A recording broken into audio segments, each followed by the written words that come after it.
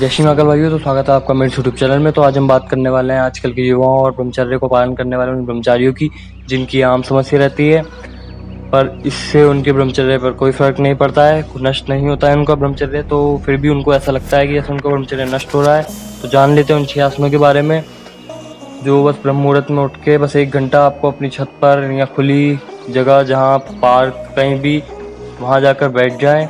बस 1 घंटा आपको अपने शरीर के लिए देना है। तो बात कर लेते हैं पहले आसन की, तो वह है सिद्धासन। इस आसन के बारे में ऐसा कहा जाता है कि ये सभी आसन में सबसे महत्वपूर्ण है।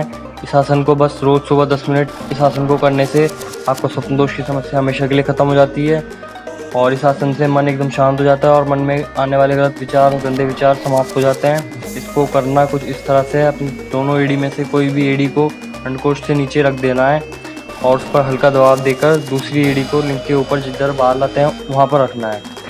और साथ में इसको आप घाये प्राणायाम भी कर लें। इसको करने के लिए आप इसी अवस्था में बैठे रहें, कमर गर्दन बिल्कुल सीधी रखनी है और अपने शरीर की सांस को बाहर छोड़कर थोड़ी देर उसी अवस्था में रुक जाएं, जितनी देर आप रुक सको, 20 सेकंड, 40 सेकंड या 1 मिनट, और फिर धीरे धीरे समय बढ़ाते जाएं।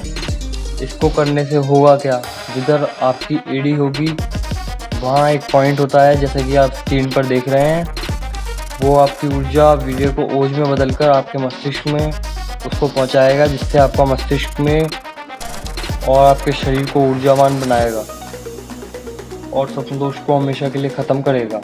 बस 10 मिनट आपको ये करना है। और दूसरे आसन की बात कर लेते हैं, और दूसरा आसन है पद्मासन। ब्रह्मचर्य में ये काफ़ी महत्व है इस आसन का।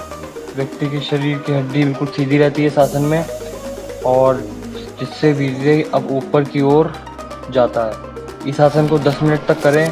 और तीसरा, आप 10 से 15 मिनट कपालभाति करें। इससे निरंतर करने से सेक्स से संबंधित सभी समस्याएं खत्म हो जाती हैं और स्वप्न दोष तो मानो होना ही खत्म हो जाता है। और चौथा, आप मत्स्यासन करें 5 मिनट के लिए। इससे पेट की सभी समस्या खत्म हो जाती है।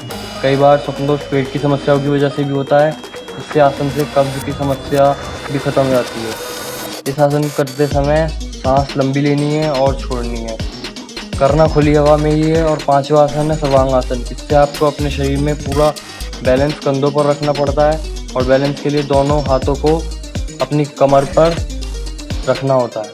इसे 5 मिनट करना, और याद रहे सभी आसन खाली पेट करना है। इससे आपका वीर्य मस्तिष्क पर पहुंचता है और ब्लड भी शरीर में उन सब जगह पर पहुंचता है जहां पर ब्लड की उचित मात्रा में नहीं पहुंच पाता है। और इसे करने से आपका पूरा शरीर रिलैक्स फील करता है। ये सब आपको सुबह खाली पेट ब्रह्म मुहूर्त में करने हैं। इन आसनों के अनगिनत और भी बहुत फ़ायदे हैं। और अब आखिरी आसन की तरफ बात कर लेते हैं, जो आपको रात में करना है खाना खाने के बाद।